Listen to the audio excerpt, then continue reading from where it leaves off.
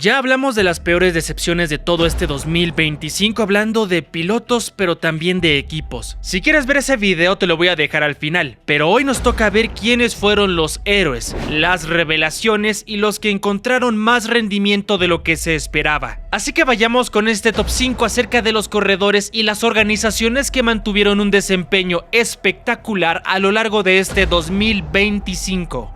Comencemos este conteo con la organización que sorprendió a todos por su desempeño, y es que Williams este año otra vez nos dejó ver esos destellos de antaño, un equipo competitivo que hasta llegó al podio, y eso es algo que se celebra con una organización tan histórica. Desde el principio se colocaron en la cima de la zona media. James Wolves está haciendo un trabajo espectacular en la zona técnica, en el recurso humano también evidentemente con ese piloto que ficharon para esta temporada, Carlos Sainz, pero no se limita solamente a eso, porque en cuanto a lo financiero también llegó a fortalecer con el convenio que firmaron con Atlassian. El equipo consiguió resucitar esta temporada peleando constantemente por puntos, un contraste gigantesco con 2024 donde solamente se llevaron 17 unidades y en 2025 137, de una novena posición en la tabla de constructores a ser quintos, los mejores del resto como se les conoce fuera de los equipos punteros. Su evolución fue más que satisfactoria,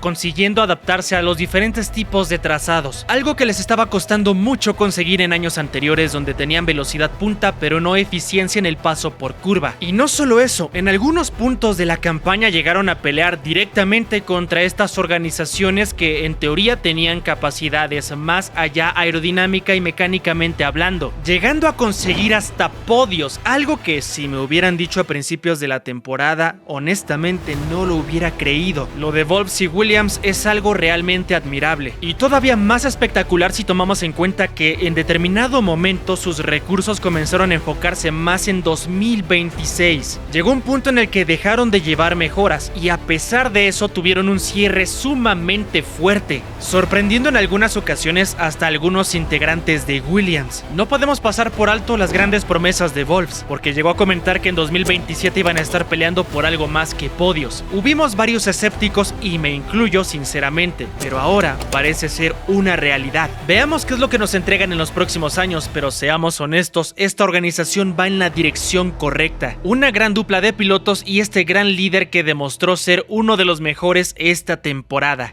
En el número 4 se encuentra un piloto que va de la mano con la organización que acabamos de hablar. Y me refiero por supuesto a Carlos Sainz. Después de su salida de Ferrari muchos tenían dudas sobre su futuro. Cuando cayó en el proyecto de Williams muchos lo cuestionaron acerca de si era la mejor decisión o no para su carrera. Hoy parece que esas dudas se disipan poco a poco. Llegó a tener un inicio complicado y por eso también comenzaron algunas interrogantes sobre qué sucedería, aunque era algo normal porque se estaba adaptando a su nuevo monoplaza. Poco a poco comenzó a sentirse cada vez más cómodo, comenzó a recortar esa diferencia con Alexander Albon, lo que también eran grandes noticias, y en el momento en el que se adaptó totalmente fue un dolor de cabeza para la zona media y también para algunos pilotos que se encontraban en la parte superior. En esa segunda parte de la temporada fue sumamente consistente y de hecho consiguió 2 podios, o bueno, 2,5, sumémosle lo que llegó a conseguir en el sprint. La realidad es que su desempeño fue más que sobresaliente, aportando a esa quinta posición en el Mundial de Constructores. Albon sumó 73 unidades y Sainz 64. Es cierto que quedó por debajo del tailandés, pero mucho tuvo que ver ese comienzo complicado del madrileño. Sainz consiguió subir a esos escalones de premiación desde Valtteri Bottas en el año 2017. Claro que en medio se atraviesa ese momento de Russell en 2021, pero hablamos de circunstancias normales. No olvidemos que en aquella ocasión en Bélgica aquella carrera se suspendió por temas de lluvia y por reglamento entregaron los lugares que estaban en la clasificación, sin quitar méritos ni mucho menos, pero lo que hizo Sainz fue pelear en todo el Gran Premio con un Williams en contra de los Mercedes, Ferrari, McLaren y Red Bull. Lo que hizo fue sobresaliente y por eso se queda con esta cuarta posición. Vamos a ver qué es lo que nos entregan en 2026 con igualdad de condiciones para todos, hablando de que empiezan de cero con las nuevas regulaciones aerodinámicas. Y es bien sabido que es la gran apuesta para Wolves de poder regresar a Williams a la pelea por campeonatos en el corto plazo.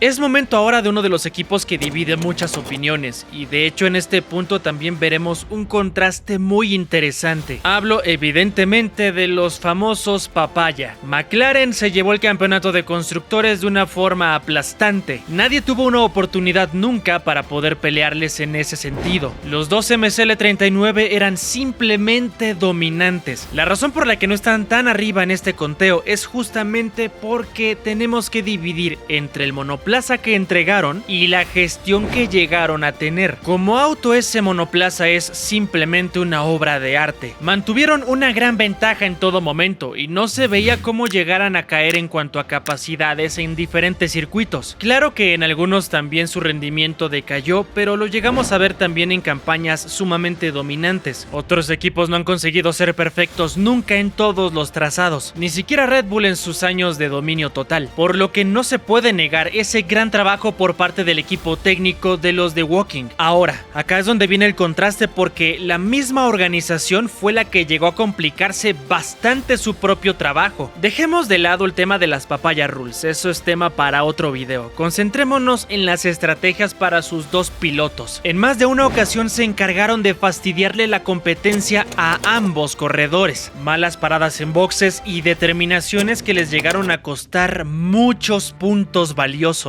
Un ejemplo perfecto fue lo que pasó en Las Vegas con esa escandalosa descalificación. En lugar de asumir que no estaban para competir ese fin de semana, se arriesgaron demasiado y terminaron pagando las consecuencias. Ellos solo se colocaron entre la espada y la pared hablando del título de pilotos, porque no había necesidad de definirlo todo hasta Abu Dhabi. Así que hay muchas cosas en las que necesita mejorar esta organización, sin quitar su mérito, evidentemente. El equipo técnico y de desarrollo que han conformado es más que eficiente, pero todavía requieren de afinar algunas cosas si quieren llegar a estar peleando constantemente por el campeonato mundial, o bueno, ambos títulos en este caso. Por esto es que los de Zak Brown se quedan en esta posición, por tener el contraste tan grande en cuanto a los dos lados, cumpliendo en un área pero flaqueando bastante en otra. De hecho, podemos llegar a decir que gracias a esa superioridad mecánica y aerodinámica, consiguieron tener mejor control de daños para no llegar a perder demasiado. Es un equipo que tiene relativamente poco de haber sido conformado, por eso es algo normal, pero necesitan encontrar soluciones rápidamente porque la competencia el próximo año se proyecta muy intensa.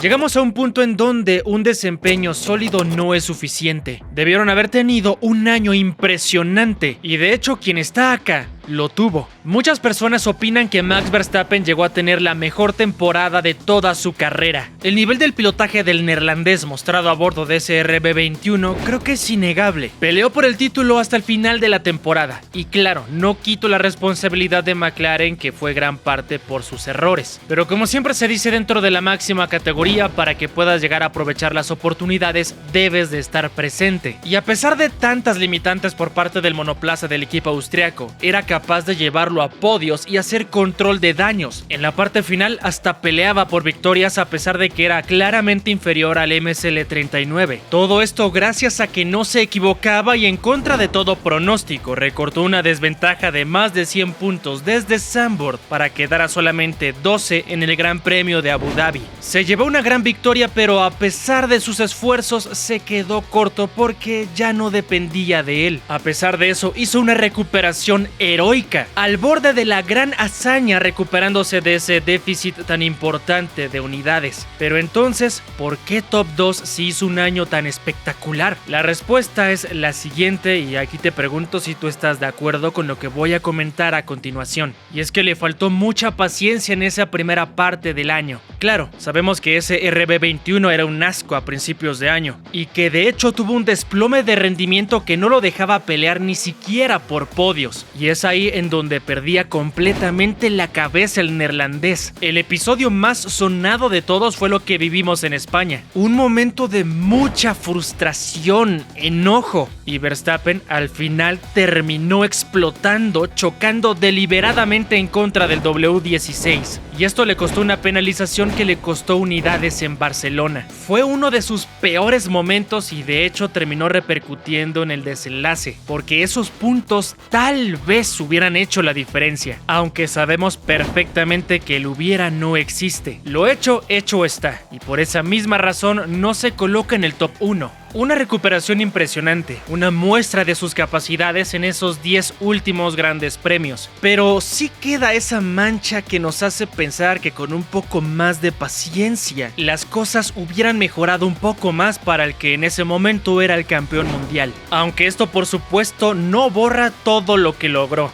demostrando sin lugar a duda que es el mejor piloto de la parrilla actualmente. Pero antes de pasar al top 1, recuerda que puedes dejarnos tu like porque eso nos ayuda bastante a seguir creciendo dentro de esta plataforma. No te olvides que te puedes suscribir para que te enteres cuando subimos nuevo contenido, en especial ahora que estamos sin actividad y nosotros tendremos otro tipo de contenido para todos ustedes. Ahora, pasemos a las que son menciones honoríficas. No podemos pasar por alto lo que hizo Gabriel Bortoleto con ese Sauber. Fue un desempeño espectacular por parte del brasileño, además de otro novato, Kimi Antonelli. Hubo un momento en el que tuvo un lapso complicado, pero supo recuperarse. Y dentro de este grupo también se encuentra George Russell. El británico fue capaz de encontrar victorias en un año que fue monopolizado por Red Bull y McLaren. Al final esta dupla Russell-Antonelli se consagró subcampeón mundial de constructores, un logro nada sencillo viendo la cercanía que existía entre las diferentes organizaciones. Se habla de que son uno de los más fuertes proyectados para 2026, pero eso lo veremos el año que viene. Ahora, vayamos al top 1. El hombre que impresionó por lo que consiguió con un monoplaza sumamente inferior, pero también por cómo se recuperó después de un golpe importante a inicios de año dentro de uno de los equipos con mayor exigencia y tensión. Y me refiero por supuesto a Liam Lawson. Nah, no es cierto, evidentemente esto es broma. Es claramente Isaac Hadjar, el novato francés del equipo RB. Este novato tuvo un inicio muy complicado con ese accidente que sufrió en la vuelta de formación en el Gran Premio de Australia. Recibió fuertes críticas del recientemente retirado Helmut Marko, aunque por supuesto tuvo el apoyo de Anthony Hamilton. Después de ese momento hizo lo que muy pocos novatos son capaces de hacer: recuperarse mentalmente de un golpe tan importante y además comenzar a rendir de forma inmediata. En Japón, la tercera fecha, fue capaz de llevarse sus primeros puntos con una octava plaza. Luego de eso, su pelea por unidades fue importante porque en cada clasificación impresionaba y mucho. Lastimosamente para él, el ritmo de carrera decaía mucho a comparación de las tandas cortas, y a pesar de eso fue capaz de mantenerse ahí latente. No solamente cumplió con las expectativas en el momento en el que comenzó a ser muy consistente, pasó cualquier tipo de proyección que se tenía sobre él, agresivo cuando tenía que serlo, paciente cuando se requería, pero lo más valioso de todo es esa habilidad que demostraba con su pilotaje. Para que nos demos una idea, en Mónaco se llevó una sexta posición, en Las Vegas también se quedó dentro de ese top 6, y por si fuera poco, cumplió con la promesa que había proyectado a inicios de la temporada cuando dijo que subiría al podio. El francés se quedó con la tercera posición en el Gran Premio de Países Bajos. Lo hizo con un monoplaza que no estaba ni siquiera cerca de Williams, y a pesar de eso se las arregló para llegar a sumar 51 puntos, misma cantidad de unidades que Nico Hülkenberg, un hombre con mucha experiencia, y en el camino también superó a su compañero de equipo, Lawson. El neozelandés sumó 38 unidades. Hadjar es de esos novatos de los que no se esperaba demasiado. Se hizo notar gracias a sus resultados. De hecho, de los novatos, el mejor posicionado fue Kimi, pero tenía un auto para competir en los primeros puestos. Isaac todo lo contrario, y a pesar de eso, sí llegó a estar dentro de una ceremonia de premiación. Dejó a todos con una gran impresión, al punto en el que Red Bull Racing lo acaba de nombrar el nuevo compañero de Max Verstappen para 2026. Claro, faltará ver que no lo echen a perder como otros talentos tipo Gasly o Albon, pero por lo menos se ganó su lugar ahí. Hadjar respondió de la mejor manera ante situaciones de alta presión, porque recordemos que en esta academia de jóvenes pilotos no se tientan el corazón al momento de hacer cambios con sus promesas, sin importar que eso repercuta negativamente en su carrera. Iwasa y Lindblad estaban ahí empujando, por lo que necesitaba demostrar algo interesante. Lo hizo, y de qué manera. Por estas razones, este hombre se queda con la primera posición. Tal vez no es de esos pilotos que tienen el mayor número de reflectores, pero hay que decir la verdad, sus resultados hablan por sí solos. Un monoplaza claramente inferior que no estaba en condiciones para pelear por la cima de la zona media, sin ritmo de carrera, sumamente intermitente, y a pesar de eso fue uno de los responsables para llevarlo a esa sexta posición en el campeonato de constructores, solamente por debajo de Williams, y ese es un logro impresionante. Veremos cómo le va el siguiente año, ojalá que le den las herramientas para poder ser competitivo, que no lo abandonen como a sus antecesores y por fin puedan guiar a un talento que lo necesita. El tiempo ya nos dirá cómo le va a Hadjar en Red Bull Racing, pero por el momento dejó muy buenas impresiones. Pero como siempre te pregunto, ¿tú qué opinas al respecto en cuanto al conteo? ¿Te agradó? ¿Hubieras quitado a alguien? ¿Agregar otro? Déjamelo saber en la parte de los comentarios. Suscríbete para que sepas cuando subimos nuevo video, y de hecho acá te dejo el conteo de lo peor de este 2025 para que también lo veas. No te olvides de dejarnos un like si te agradan este tipo de tops, porque nos ayuda bastante a seguir creciendo dentro de la plataforma. Yo me despido, pero nos vemos en el siguiente video.